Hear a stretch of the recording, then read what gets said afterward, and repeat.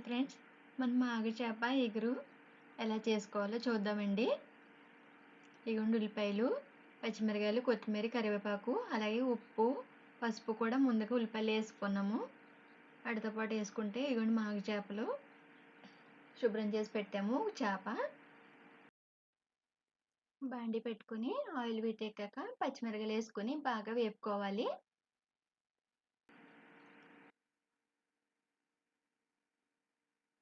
ఇలా బాగా వేపుకోవాలండి.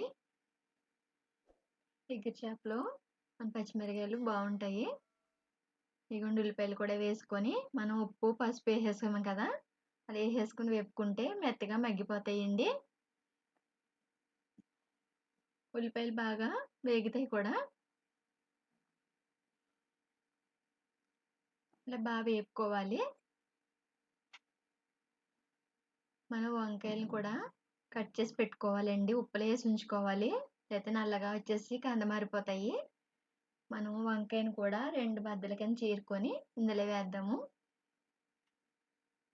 ఇగోండి వంకాయని మధ్యలోకి చీరుకొని మళ్ళీ నాటు పెట్టుకోవాలి. నాటు పెట్టుకొని మన వీటిని కూడా వేసుకుని 2 నిమిషాలు బాగా వేపుకోవాలండి. వేపుకొని మళ్ళీ 2 నిమిషాలు బాగా మగ్గనివ్వాలి. ఇప్పుడు వంకాయ బాగా ఉడుకుతుంది.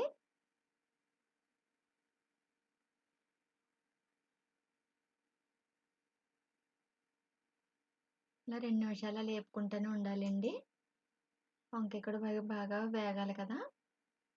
ఇలా వంకాయని బాగా మనం బండిలో సదిరేసుకున్నాక ఒక 2 నిమిషాలు అట్లా అలా మగ్గనిద్దాము. మన నూనెలో అలా నూనె మనం ఉప్పు, పసుపు వేసాం కదా, నూనెలో అలా మగ్గుకుంటే బాగుంటాయండి. వంకాయలు కూడా వేసిన తర్వాత బాగా వేపుకోవాలి.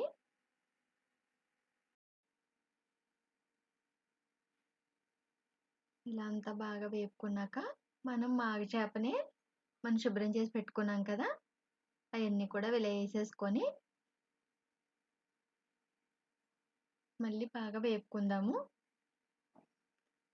మన పచ్చిగా ఉన్నప్పుడు అలా వేపిన ఏమి విడిపోవండి. కొంచెం ఉడికాక మాత్రం మనం గరిటె పెట్టి బాగా కలపకూడదు, అప్పుడు విడిపోతాయి.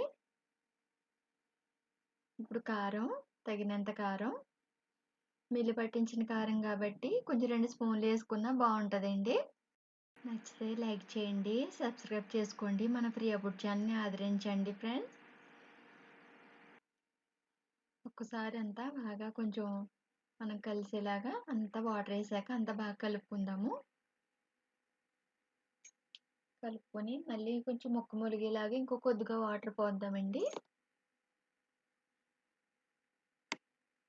మళ్ళీ ఇంకో కొంచెం వాటర్ వేసాము.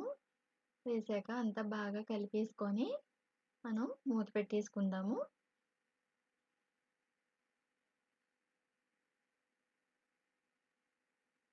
ఒకసారి తీసి చూసుకోవాలి. ఇదండి మనం మసాలా అంటే ఎగురికి మనం వేసుకుంటాం కదా, అది మసాలా వేసుకోవాలి. అల్లం, వెల్లుల్లిపాయ, జీలకర్ర, గసగసాలు, ధనియాలు, లవంగ, దాల్చిన చెక్క అన్నీ కలిపి నూరిన పేస్ట్ అండి. అది వేసుకొని మళ్ళీ ఒకసారి కొంచెం అంతా కలిసేలాగా కలుపుకొని మనం మూత పెట్టేసుకుందాం. మళ్ళీ కొంచెం లైట్గానే కలపాలండి, కొంచెం సగం ఉడికింది కదా, మూత పెట్టేసుకుందాం. మళ్ళీ ఇగోండి తీసి చూసుకోవాలి. చూసుకున్నాక ఇదిగోండి మన మాగ చేప ఎగురు రెడీ.